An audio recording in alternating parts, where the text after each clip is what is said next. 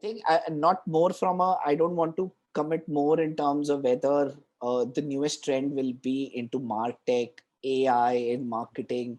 I think the simplest thing right now to keep true to the people who are gonna listen to us is capitalize on the micro moments first. Yeah. Do those micro moments in a multiple facet, and just be true as a brand in terms of providing the right kind of image to the consumer. I think if you are able to follow that, you don't have to wait for your big moment in terms of yaar Diwali aayegi, then only I'll do.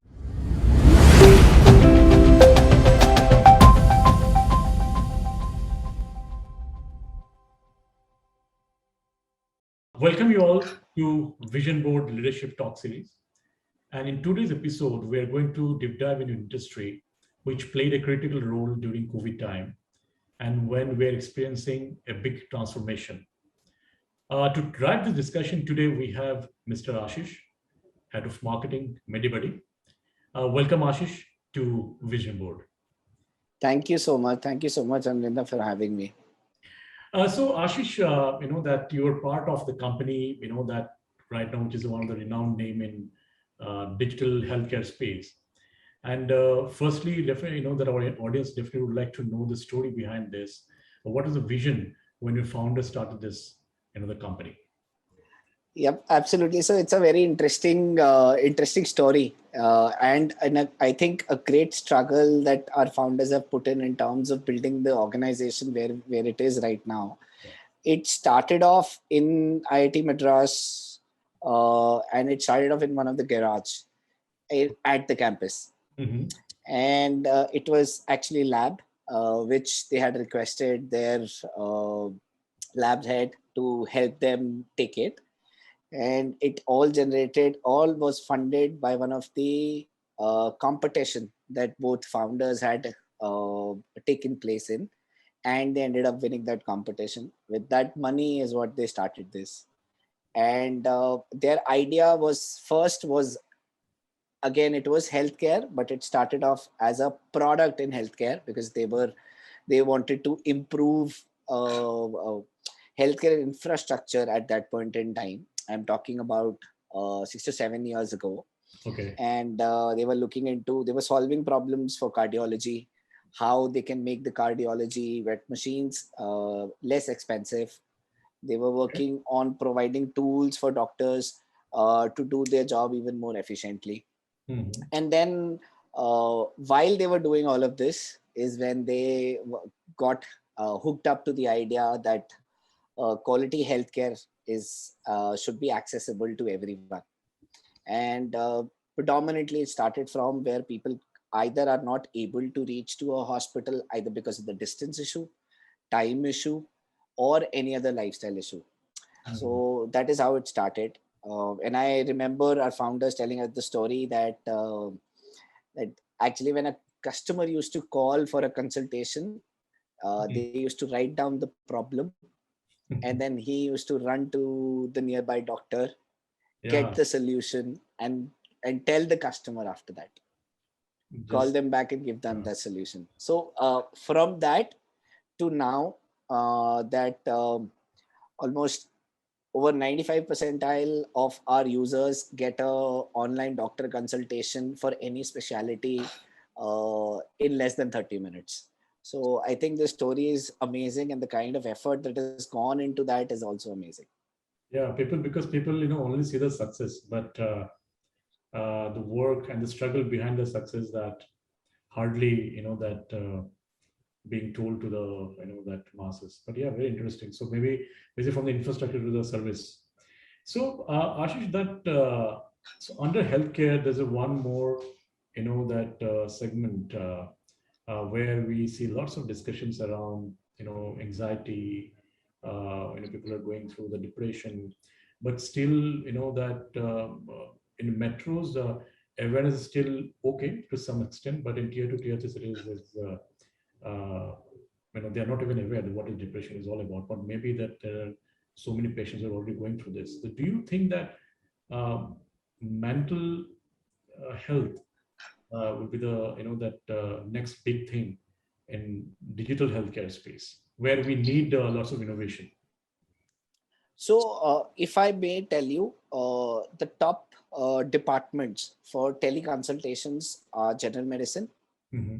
pediatric, gynecology, skin and derma, and is mental health. And if you look at growth of each of them, mental health, yes, of course, has grown significantly in last 2 years. Plus, not only from consumer being uh, more aware about it, or it's not about that I am only the one who's making an effort for my own mental health. You will see a lot of you must have seen a lot of plethora of organization who are bringing it to the center. Exactly. So from employee health and wellness point of view, it has started becoming a center stage. Hmm. Because of that as well, a lot of awareness is happening in definitely in tier in the top metros, top 7 cities. But like you asked, Hmm. is tier 2 or tier 3 cities getting the kind of traction or not? So you will be happy to know that 50% of teleconsultations do get driven through tier 2 and tier 3 cities. Interesting. Yeah. And Yeah. I'm talking about a consultation market of around 30 to 35 lakh consultations a month. Okay. Well, but overall digital healthcare also that you see, like like if, when it comes to Medibuddy, do you see the same kind of traction from tier 2, tier 3? Though we are forced to go digitized during this COVID time, but do you see this similar trend? So I can tell you about pre-COVID eras. There were still some departments. So usually, what used to happen for a tier 2, tier 3 user, Hmm. sometimes when when the hospital used to be must be in a location which is either 200, 300 kilometers away for them, and for problems like general medicine issues or some specialities for which they don't think that traveling those 300 kilometers is essential. Those acceptance in terms of having a call had already come in. Hmm. Now the department's point of view, you won't believe, tier 2, tier 3 skin and derma is a big Yeah. department, Yes. because they are getting more and more aware. So they want to know whether I'm doing the right thing or not. But for that, they are not okay to travel 300 kilometers to Hmm. meet a specialist in a big hospital. That's why this telemedicine provides the first entry into the healthcare system or the preventive healthcare system. Hmm. Hmm. Hmm. Interesting. Ashish, that I believe Medibuddy is completely online. It's a digital in nature. But at the same time, we see that, customers are completely spoiled by different options. And in this kind of scenario that, how do you address the, competition and increase your market share in this digital world? This is little from the marketing, point of view. So different. There's a Practo. There are other player also into this space. So how Medibuddy is creating differentiator from the strategic point of view? So first and foremost, we were the early starters into the industry. Okay, with the very first brand in terms of starting online doctor consultations. Hmm, hmm, The ones that you see have started doing it in last 2 to 3 years max, whereas we have an experience of 6 plus years. Second, till date, and I think kudos to the entire team, they have maintained the highest rated app in terms of online doctor consultations. And this has not gone down in terms of the last 6 years, I'm talking. okay. Second, third, it is about, see, a user will use you until unless you're not solving for their issues, Yes. right? So, doctor consultation percentile in terms of servicing within 30 minutes is still at par. Even, yes, there were issues when suddenly at wave two, Hmm, everything got closed down and the number of cases were humongous. uh, And that time people were scared to go out, hmm, and that is when we all as a category itself saw a lot of adaptation. yes. Yes. Yes. Correct. That time the supply and demand was not able to match. I think those are the only 2 months because of the influx of new users Mm. onto the consultation industry itself, which actually provided the hockey stick growth to the entire category. I think Mm. uh, Mm. I've heard a lot of people saying that what demonetization did to wallets, Yeah. pandemic has done for healthcare. Okay. Or Yes. Yes. correct. So Yeah. yeah, I also to an extent agree to that point. But yes, that was at that point in time we were not playing with anybody health, but Mm. this time it was more towards the health. So we are taking a little cautious in calling that out. Uh, yeah. Okay. So now, Ashish, that yeah, you're right that um, COVID and the pandemic pushed this, the healthcare space, and there are Hmm. players coming, especially, your digital healthcare. Uh, Hmm. there's so many startups that are coming into this space. Now, in this sector, especially, trust plays a very, very critical role. So how Medibuddy is addressing this particular thing, how they're building the, customer trust um, to increase the adoption of Medibuddy solution.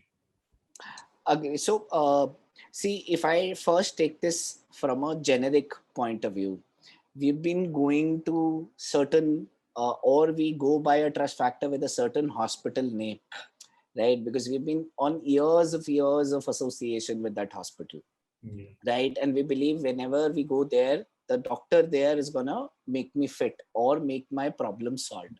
Mm. And we had to do this in a way, like 1/3 of that time. Correct. So from that point of view, the only front that you can put is be human as a brand. Mm. And we have tried this as a baseline for our brand. When I say that, you provide the right kind of information for your consumers. Like during COVID, we were day in day out were being the factory in terms of what is happening outside, what is WHO saying, and what are the doctors saying, and what is the right information for our consumers. And second, you build trust when you are there in the time of needs, right? Yeah. And that is what we try to deliver during the COVID times, because it was one of the opportunity for all of us to solve a bigger problem. So Mm. we went ahead, we made all our COVID consultation free for more than the entire wave 1 section, and for the wave 2 as well. So anyone who was looking for a COVID related query just only need to had dial in, or through the app, press the department, and we were not charging for it. Mm. And whereas anyone would have said that it's the most stupidest call, because that was the time when you could have made money. Yeah. But Yeah. we thought it is the time to serve the To people in serve. in Yeah. term in Mm. terms of need, and we kept true to it. Great. And especially in digital healthcare space, that what are the best channels that you feel that okay, especially for the marketing point of view, Mhm. really going to help the brands to achieve their that the goal which is defined for their company. So even for I would say even for any brand perspective, or from a digital ecosystem brand perspective, uh, it's not first about the channels. It's first about the customer insight. Mm. What is that customer is looking for, and where is that customer available? Be it offline, be it online. Mm. So whenever we sit down in terms of planning a campaign, we always first see where is this customer willing to move in terms of your media sphere, Mm. and then we plan the campaigns. So basically it was a planning template that we were taught when I was in my early days at Group M. So we Mm. used to do the day in life of planning of a consumer. Yeah. So what is he doing in the morning, what is he doing in the evening, what is he doing at night? But come pandemic, everything changed. Yes. Yeah. So that person was at home. Mm. Yeah. He was not moving out at all, right? But yes, thankfully he started adopting to new and newer habits, Yeah. like how healthcare grew in the during the pandemic, Yeah. and still your OTTs grew. Yeah. Your content consumption on social media grew. Yes. Your content consumption, not only on digital grew, but on TV as well. Right? Every day in, day out, forget how Bach is giving you the numbers or not, because news journals is not getting recorded as of now. But you, me, everyone was watching news. Were we watching anything else? No, we were not. Yeah. So as far as how you plan, one is the data that you look at, what is getting consumed. Second is your gut. Yeah. That I know this is the right medium for us. And when you think consumer first, you will be able to design better outreach programs for your consumers. Yeah. So because we've been talking to a couple of marketing leaders, so everyone's going to the consumer first approach. But at the same time, during COVID, there's a huge pressure on the marketer to drive, or to acquire new customer base. Now, in this pressure, sometimes we can see the market that forgetting there's also importance to build a brand per se. So, in your marketing mix, what percentage you give to performance and what percentage you give to your brand building exercise? So I think this is a great conversation we are having right now, because this happens on a day-to-day basis for each one of us. Yeah. And for somebody who's part of this platform, I think my learning is there is no one single formula for every campaign. Yeah, exactly. You can definitely look at it from a annual lens, and you can have certain benchmarks into your mind, right? But those don't stay true till the end. Right now, if I have to say, for instance, if you have built up a 50-50 like construct, it will not be true for every campaign of yours. Now, how do I arrive at saying that whether a 70-30 is correct or a 30-70 in terms of brand versus performance? Now, that depends on the lifestyle journey of the brand. Someone who's a growth at a very early growth stage will require a little more impetus in the brand right now. Somebody who's into a mature stage will require a lot of push in terms of being present. Correct. So I'll try to divide this into a definition called as push and pull. Pull usually is created by your brand. Performance creates the push, because you try to be present wherever that person is going on digital. And that calls, I'm here, please download me. So that kind of information then moves towards conversions. And for a later mature stage brand, I think that is a better construct where your performance is more and your brand spend could be less. Yeah, you're right. That is because all different campaigns require different set of approach and the thoughts. So Medibuddy in digital space, and I'm sure that you also must be using different new age tools, to measure or to achieve a certain objective defined by marketing organization. We also see that that people started relying more and more on the tools rather than spending time on I will say some creative content or the right communications. So how do we want to address, especially in SMB, we see that they think that, okay, I bought a new tool, new platform, and whatever I will pump it, I will get some result out of it. So, like I said at the start, of course, you need to look at data, but you also have to have those guts in place in terms of making calls while you are taking care of the marketing campaigns. Now, you're absolutely right. What has started to happen is, though we know that digital is the medium where you can track end to end, but at the end of the day, your problems will come. Oh, this is happening through my pixel. That pixel event is not getting passed. I'm not able to track my campaign in the entirety. Now, what should I do? Oh, this social media platform only allows this particular pixel to be getting tracked too. whereas the rest of the entire campaign is going somewhere else. Again, like what I say, I want to bring your attention to, of course, digital being tracked is moving us into a sphere where creativity and your gut calls are moving out of the window, Yeah. and they're becoming less and less. Nobody is now looking at whether people are loving what they are seeing. Mm. We are looking at, am I doing 1000 campaigns a day or not? Does my Facebook dashboard shows that I'm doing 1200 campaigns? Yeah. So I think that's not the right way to do it. Yeah.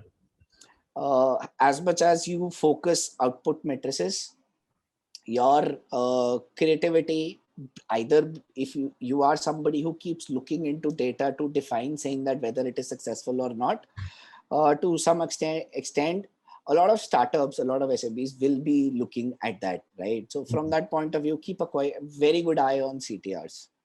Yeah.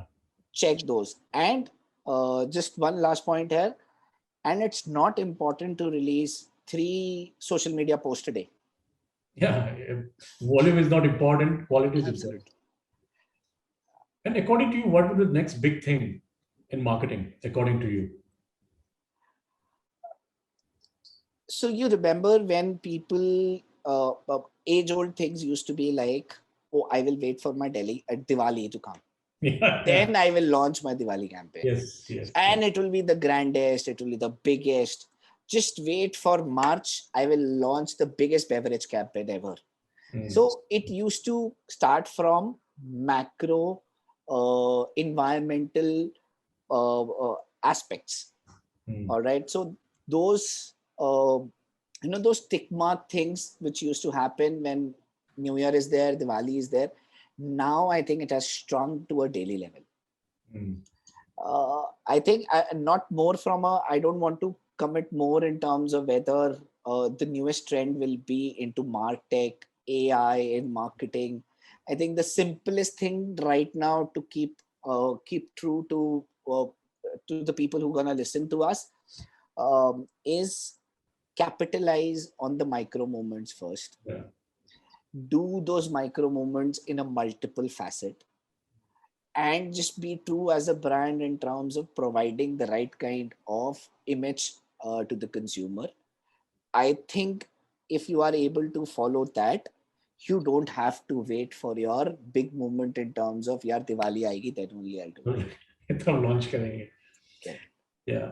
So Ashish, that you work with Group M, you work with Microsoft, now we're in Medibuddy. So you have seen both the world, the company, those who are global in nature, Yeah. and the company which is like growing. So what's your experience? What are the key learnings, that if you want to share with the audience, that what's the fun to work with, those startup or the growing, that institutions. So from Microsoft to Ola, my world changed overnight. Mm, mm. In Microsoft, you used to get 8 weeks to GTM. Yes. At Ola, it was 8 hours. Mm, So, like how it is said, and it's a wrong saying actually, but I'm still calling it out. When you are in the startup facet of life, everything that you're doing today was supposed to be finished yesterday. yeah. Correct. So it's not Great. a precedence to be set for the people who are listening in terms of adding on. But from that, what I learn is, one, it's a place where you have to be highly energetic. Two, you have to understand what is required to do smart work. Yeah. Right. Three, you should just love what you're doing. Exactly. If these three are there, then forget about pressure. It will never come to you wherever, whatever situation you live in. Your second point, Ashish, is very, very important. That I also keep telling people that smart work. Mm. That those days are gone. That you can only learn hard work. Definitely, to do hard work, but smart work is very, very important because world is changing, Mm. and that and all of us will produce the quick results out of it. Yeah, so very valid answer.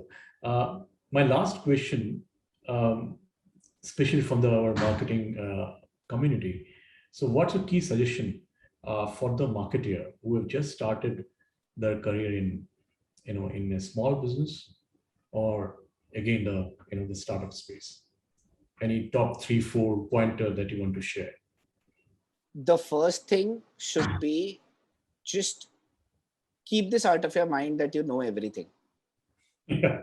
Mm, Uh, just that if you know posting, that doesn't mean you know the consumer. mm, So the first thing that I have seen when I've been mentoring a lot of young guys is, uh, I know how to run Snap. Don't worry about it.